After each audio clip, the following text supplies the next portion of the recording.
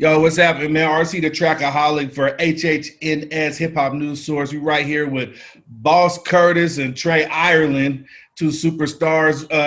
Trae's on the golf course right now doing his thing, making me wish I was down there because it's so orange and dark up here in Seattle. And Boss Curtis out here with us in Seattle, man. It's so nice to see you guys, man. Y'all looking good. What's happening?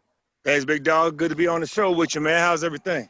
Everything's good, man. Everything's cool up here. You know what I'm saying? We just maintaining, trying to be big bosses like y'all. You already there. We working with you.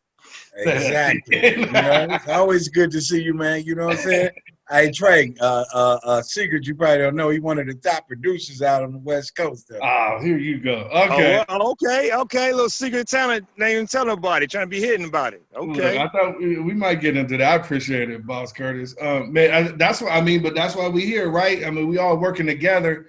We here to talk about the new movie, A Familiar Lie. Yeah. So I seen it. It's crazy. You know what I'm saying? Like, so, and we don't, I ain't gonna give up too much. We're gonna talk about, we're gonna make them really want to go watch the movie. You know what I'm saying? Don't give up too much. You know what I'm saying? But the first thing I want to talk about really on that movie is what does the title mean? Yes, Curtis is writer. He wrote it. Yeah, I wrote it, produced it, executive produced it. Mm-hmm. So the title came up from, it's like always everybody telling a lie, same old lie. You know what I'm saying? So she thinking her husband telling her the same old lie. It's a familiar lie. You know what I'm saying? But so she thinking that he out cheating with a woman, but he's really trying to save his marriage. And then when it all unfolds, she feel like a fool. But she take action to correct it too. All right. Okay. That makes sense. That's dope. Okay. So the familiar lie is like, oh, here go the same old thing, but it's really something totally different.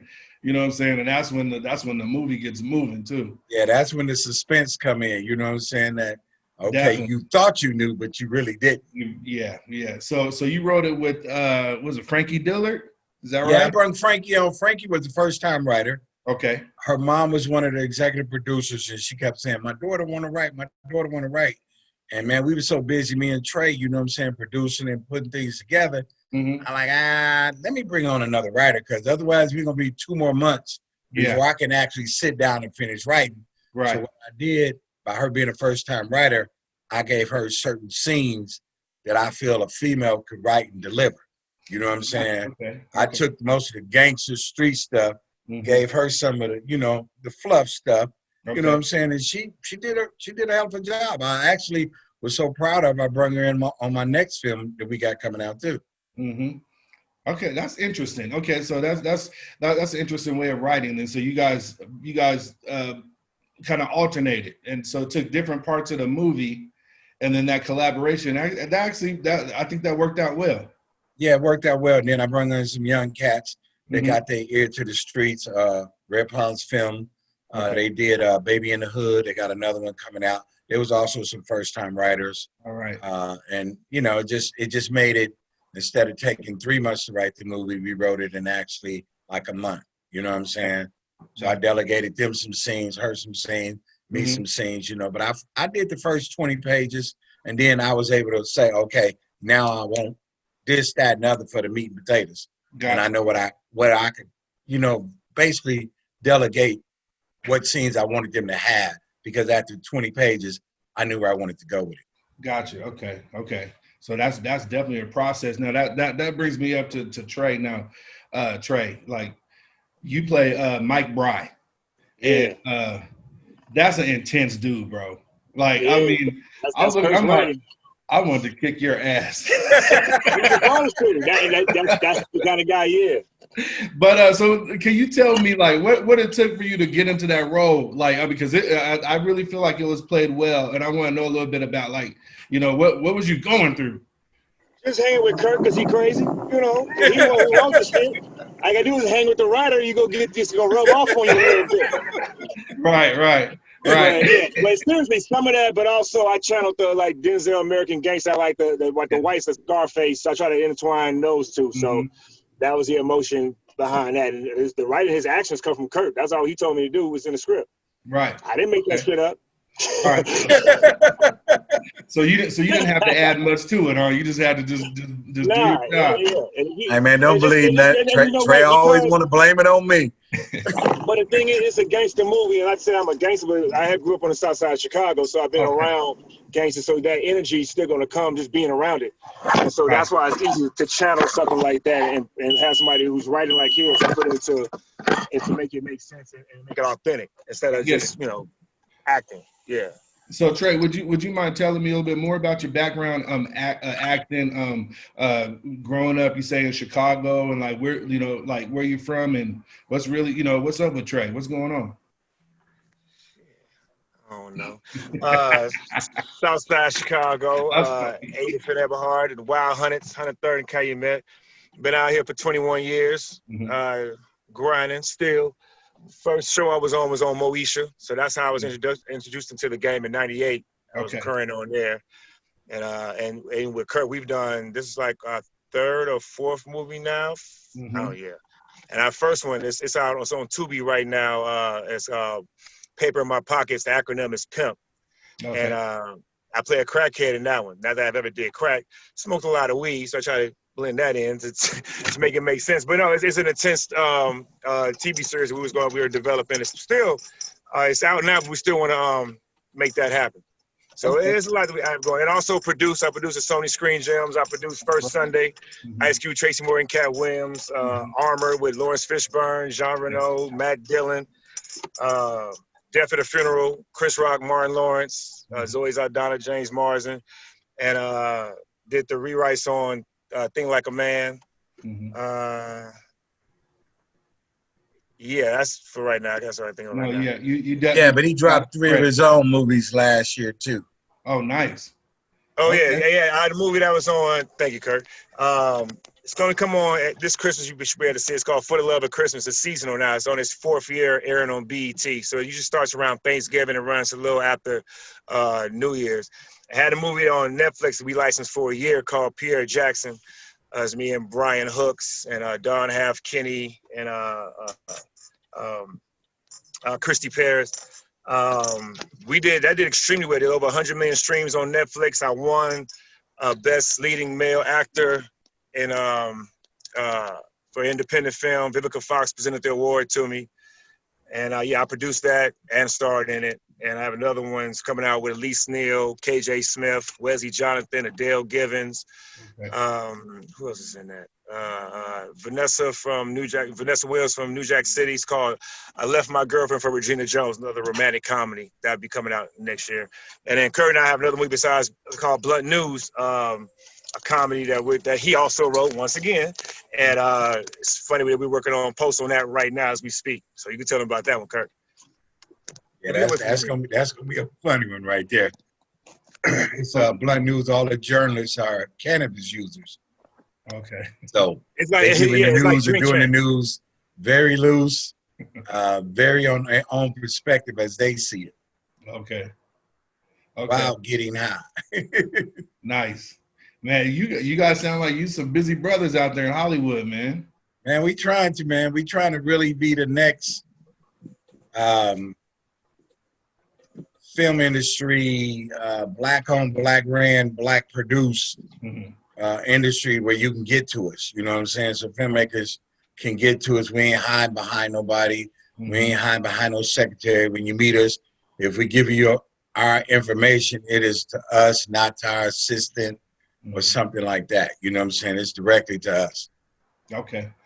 Now that brings me to another question. When I was looking at the credits and everything for Familiar Lie, it seemed like a lot of some of the cast was also had other hats that they wore in the production. Some were producers and other kind of things like that. I mean, was that like kind of hectic, or did everybody kind of did their part to make that happen?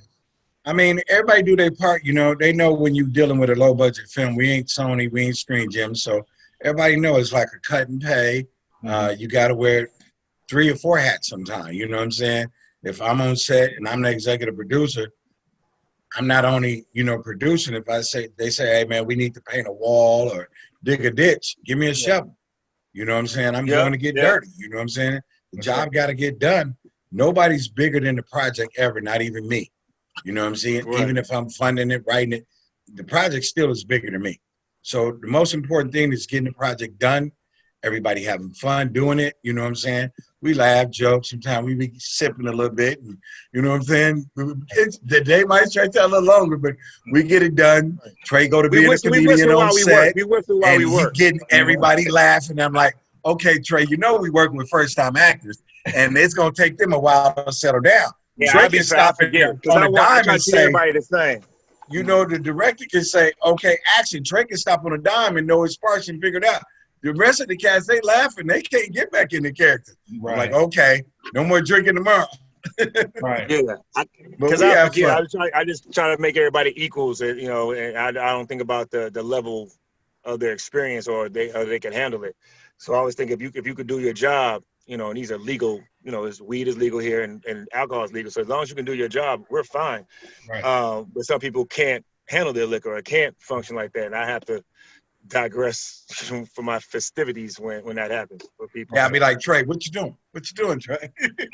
because I'm used to where people these ain't vets we dealing with. Right. So we have fun with it. Yeah, it sounds like you guys do, and it really sounds like more of a down to earth atmosphere and family atmosphere. And so that, not to cut you off, but I'm cutting you off. I'm sorry, but that's the thing about it because Kurt is the boss. He's executive producer, or he's wrote it, or he's helping direct, whatever. When people see that he's doing it, because normally people in his position don't do shit because they already did their job in the beginning. So I mean, they already did their job. So they're in their executive producer chairs, and they're like, all right, they're delegating authority. Even if it's an assistant, because he still doesn't have to do it, because we still do have PAs, production assistants, and interns. But he's like, no, I grab it, I get it. So when people see that, they're like, who can complain? But we try to have that environment in the beginning, so people already understand. You may have to wear a hat or two, because even Omar Gooding might grab something. Oh, which I need. He was like, oh, you know, they see O doing it, it's like, oh, you know what I mean? But that's the family environment we have, and then everybody's respecting, everybody's taken care of. Because that you appreciate, you know, that's not a typical assistant like just be told and bark orders what to do. You know, we'll do the same thing and make you feel appreciated for the grunt work you're doing. And I mean, that's dope. You know, speaking of Omar, he does have a fairly small role in the movie, but it's very significant.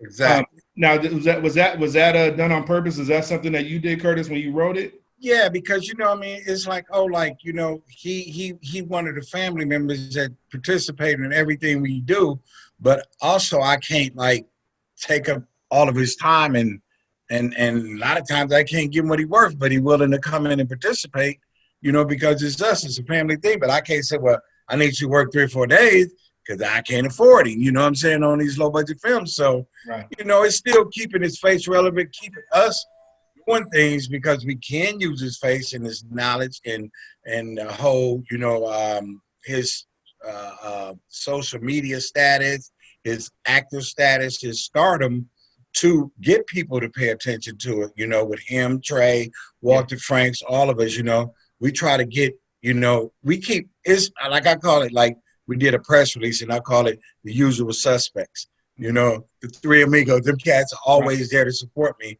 You know what I'm saying? So whatever hat I ask them to wear, they do it. And, you know, because they know if they doing something, I'm there. Okay, Kurt, we need you to come over and cook. I'll cook. Whatever it is, you know what I'm saying? I mean, I need you to run the store. I need you to produce. Whatever it is, they know. And when they call on me, they ain't got to worry about me like, well, man, you know, you got to break the bank. You know what I'm saying? Like, I'm going to be over with a bottle of Crown and get drunk because that's all we got. You know what I'm saying? So. Right. That's what that reminds me of, man. I'll never forget, man, when we got together, we tried to get our music on Cube 93 here in Seattle, and we was in your office and we had paint and markers and we was making signs and we was making picket signs. I was scared to death. We went to Cube 93 and we picketed in front of that building. I thought we was all going to jail. I was with y'all. You know, you teamed up with my big brother and Gene Dexter and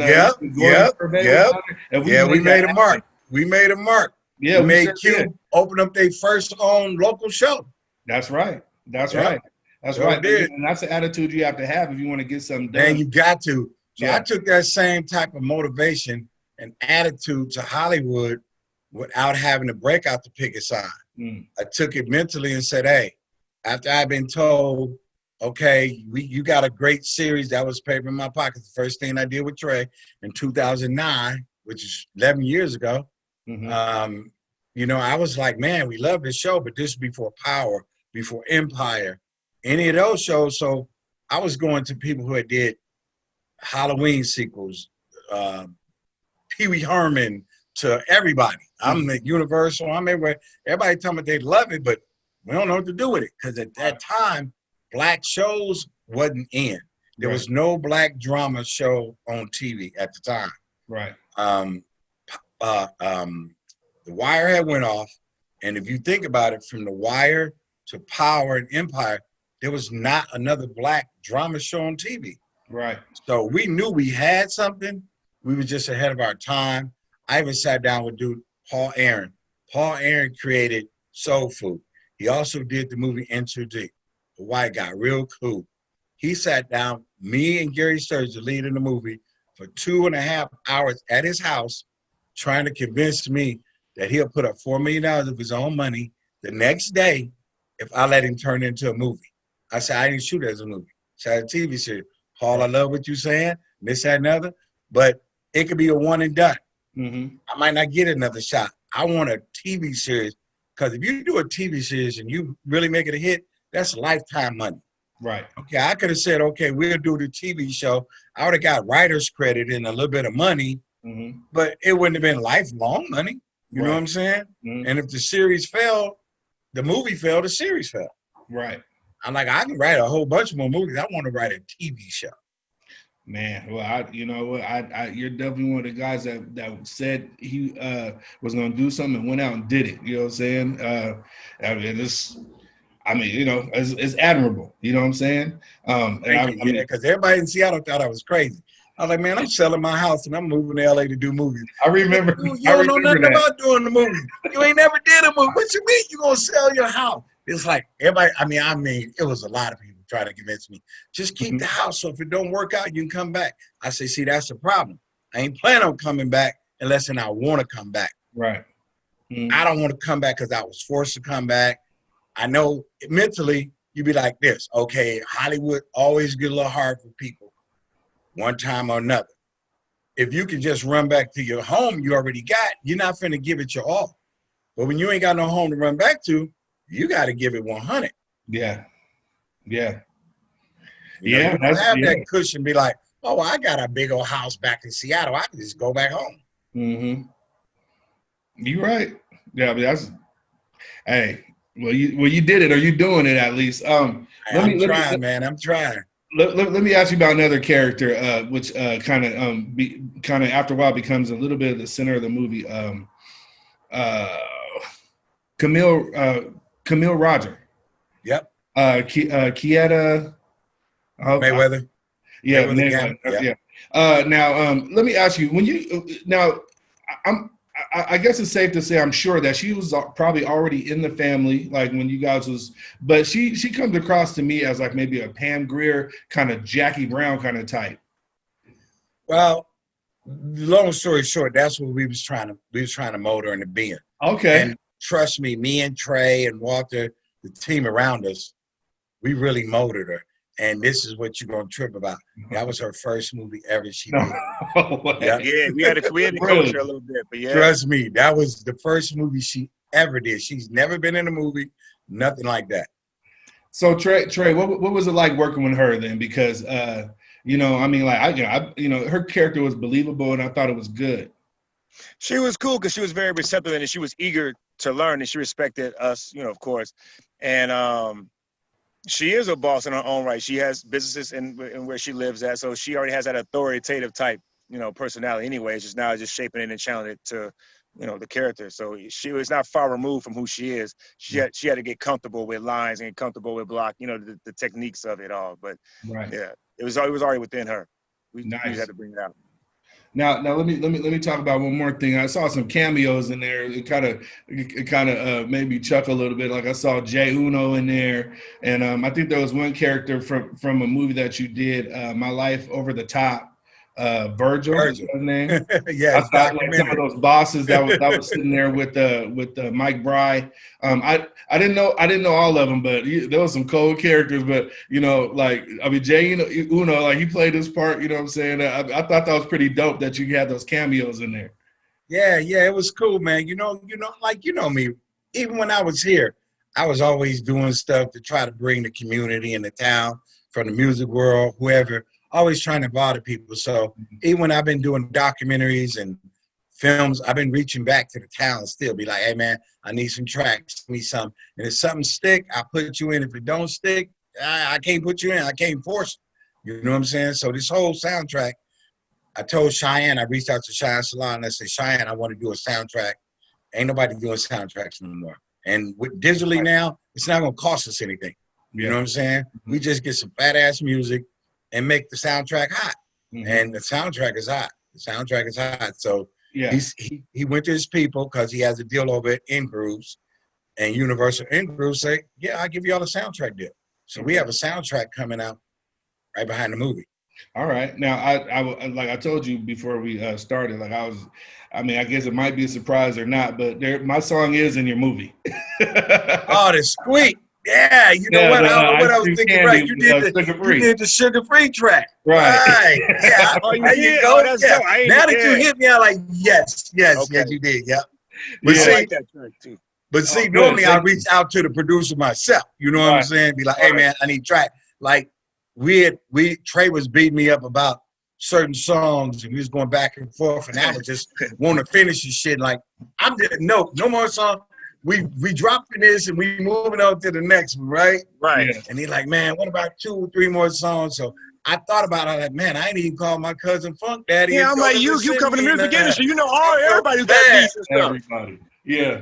I felt bad. I like, cuz, damn, what you got? You know what I'm saying? A couple of tracks and we put it in there. You know what I'm saying? And then we got one from Trae's boy, Fly Styles, which is Usher's choreography. He gave us one. Yeah. I think he's froze up just a little bit. But Trae, what would you saying about the? Okay, here we go. Black, one of Trae's boys. A little technical difficulty, but we'll be all right. So Trae, what was you saying about the music though? No, I was saying, just reiterate that because Kurt comes from music first. Like he's produced and worked with everybody from Mix-a-Lot on down. Yeah, as you know. And I'm like, we dealing with these guys and they're new. These the guys who the crew that we had used for Familiar Live. They're new. We gave them a shot at seeing what they can do, and they also are musicians. So musicians. Yeah, that's a hard word. They play their own music, so therefore they were scoring it the way they were scoring. It wasn't vibing with it. And I'm like, and I was like this over and over. And Kurt like, it ain't gonna really matter. I'm like, yeah, it is gonna matter. We need some better music in there. This and that. And Kurt like, I'm like, you come. Like, why don't you? He's like, you know what, Trae? I know just how I'm gonna call. I'm like, you should have been. So that's what I guess they got in contact with everybody. Right. But I like that shit a free track. I know that was your track. Thank you, man. I appreciate it. Yeah. Hey, man, you talking about that's in my scene too. That's when I seen with me and B, right? Yeah. I ain't that chick. Yeah, that's just dope. No. That should have teased. His is on your scene when she tried to poison you, right? When you come in. That's when it is. Yeah, okay, I like. Yeah. So you talking about cameos? Did you notice the social media guy? That was the kid, light skinned Monty. We drowned in the pool. Yeah. You know, he has like 4 million followers. That's how you have to move when you're making movies. You know what I'm saying? Yeah. And he had never did a movie before. Mm-hmm. We got him on the fluke. I wrote him in because my cousin was the first AD. She was like, my niece is in town and they doing a social media convention and this kid named Light Skin Monty. I'm like, who the hell is Light Skin Monty? I looked him up. I seen all them views he had them following. I'm like, where he at? And like, he in town. How long he gonna be here? A couple of days. I said, can he ever been in a movie? They was like, nope. You want to be in one? Yep. I said, get him out here. I wrote that in. The next day, we shot that scene. Mm-hmm. And he was a natural because, I mean, he learned his little parts that day, like, as soon as he got there. Yeah, he was very comfortable. Yeah, he was good. He's on his Instagram, doing sketches and all that anyway. So he's been one. Yeah, so he was fit right in. Yeah, so now he had a real stage to be on, or a real production to be on, and he fit right on in. Okay. Well, here's another thing I want to know, because I'm not doing spoiler alerts. I want people to go see this movie, but there's a twist in every movie. You know what I'm saying? Is it safe for me to ask if there may be a sequel or part 2 or anything? Why are you smiling like that?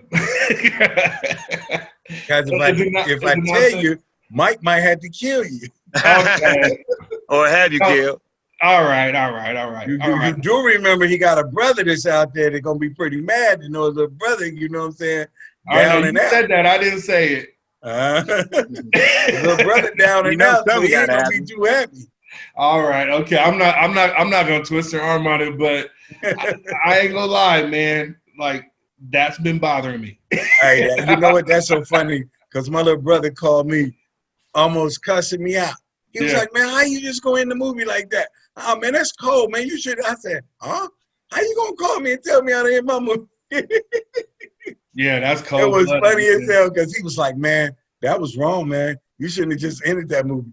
I got the same thing with paper in my pocket when we left Trae hanging up in the warehouse. Yeah, like, man, that is right. That's twice. Did he die? Did he live? Yeah, that's. I love cliffhangers. Hey, but you know what? That's what keeps him coming back, man. So you leave yourself possibly to do a part 2 or not. You know what I'm saying? Like, hey, leave it up to your imagination. Sure. Well, here's what I'm gonna do. I'm gonna wrap up, man. Because I'm messing with some bosses. Clearly, you guys are busy. You know what? I'm joking. No, you nailed it right, but man, we always had to take time out for family and friends. You know what I'm saying? 'Cause I'm in the middle of actually sending Trae some scenes for our next movie, so we can go over the dailies. And I told him yesterday, I said, "Man, I can't email these. It's too much." I said, "So I'm gonna have to give you a hard drive when I get back to LA Monday." You know what I'm saying? So I have been going over that, making dailies, making notes. Matter of fact, Trae, did you get a chance to check out the second assembly I sent you? No, not all the way through. I got like to halfway through. Because you're on the golf course. Of course you ain't. Hey, look, would you? I need for you guys to tell us exactly how to go watch that movie, where to watch it. You know what I'm saying? Let everybody know, please. Right now, the movie's on Amazon. So just go to Amazon and type in A Familiar Lie, and it's gonna pop right up. You can rent or buy it, and it's on and popping. It's gonna be a big movie. It's gonna be a real big movie. We're looking for this to do some phenomenal numbers. Okay, and I know, like, on Amazon, there's a few of your other joints on there. I know Blind and Battered's on there, and what I said earlier, my Life Over the Top. You guys definitely have some credits, especially Paper in My Pockets is on there. Okay. Hey, Mr. Postman is on there. I remember that one. Yeah. Mm-hmm. Yeah. Shout out to the dude that played the PI on there too, man. That's Walter. Walter. Walter. He played the Postman too. I know that's where I remembered him from, and I was like, okay, and then John Etiquette. Nobody did a bad job, bro. Like that. Oh, man, John did a great job, man. He fit that square husband role. You know what I'm saying? Like, he was perfect. Yeah, you could. Everybody know we got a bunch of them, and be able to trick them like bullshit did, and to doing that, like it fit perfect. How far back he going? Because you be screaming like, "Man, what are you doing? No, don't." He did it. He did it. And it's really John's character in real life. I know.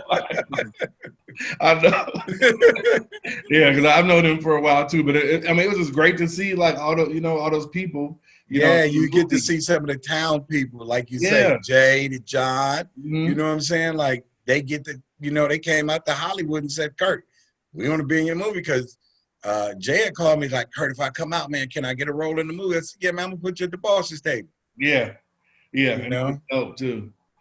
Well, y'all, look, I'm gonna wrap it up, man. It has been a pleasure talking to you guys, man. It was a long time coming. You know, we played a lot of Zoom tag. You know what I'm saying? We finally got together, and I mean, Yeah, and I'm gonna get the rest of the actors to come on and get Omar we can do it again. It's no problem. And you know, Bossy and some of the girls. You know what I'm saying? And I'm quite sure you could definitely reach out to John and Jay by them being new actors. And tease them since y'all all boys and y'all produce and do music together. That'll be kind of a whole fun conversation.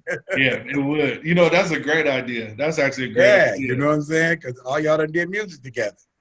Now, is there anything else that you might want to plug before we get up out of here? Either one of y'all. No, we working on Blunt News now. That's the next thing coming out. You said it's called Blood News? Blunt News. That's right. Blunt like news. Share the blunt. Gotcha. Okay. So Blunt News coming soon. Okay. All right. Oh, yeah, I am doing. The movie I'm doing right now is with Brian Hooks. Brian Hooks wrote and is directing this movie that we're doing, and you are gonna see Brian in a whole different light. It's not the comedic Brian Hooks. Really? It's not super serious. He's still, you know, it's like almost I would give it, if I had to give it the tone, it's more like the Kevin Hart of Upside, where you still get a little comedic, but it's serious a little bit. So, but yeah. So, and I'm the bad guy in this one, the protagonist. All right. Yeah, and people can always keep up with us and see what we're doing and see what's in post and see what we done finished on my website, which is oneshotfilms.tv. All right. So they can always go there, get updated news, check out what we're doing on our social media, and like I say, see our past, present, and future productions that we're doing. Also, I'm a third-party distributor now, so I have One Shot Film Distribution. So I'm helping other young cats, filmmakers, get on the platforms that they can never get on. I probably placed 20 films on other guys' projects this year already. That's wonderful. Nice. Well, y'all, I'm gonna let you guys get to it, man. It's been a pleasure once again. Boss Curtis, Curtis Ellerson, Trae Ireland. That's right. The fantastic villain. RC the Trackaholic, man. We up out. Hey, y'all have a good day, all right? All right, y'all. All right, big dog. Appreciate it. Man. Peace. All right, Trae, I'll catch you.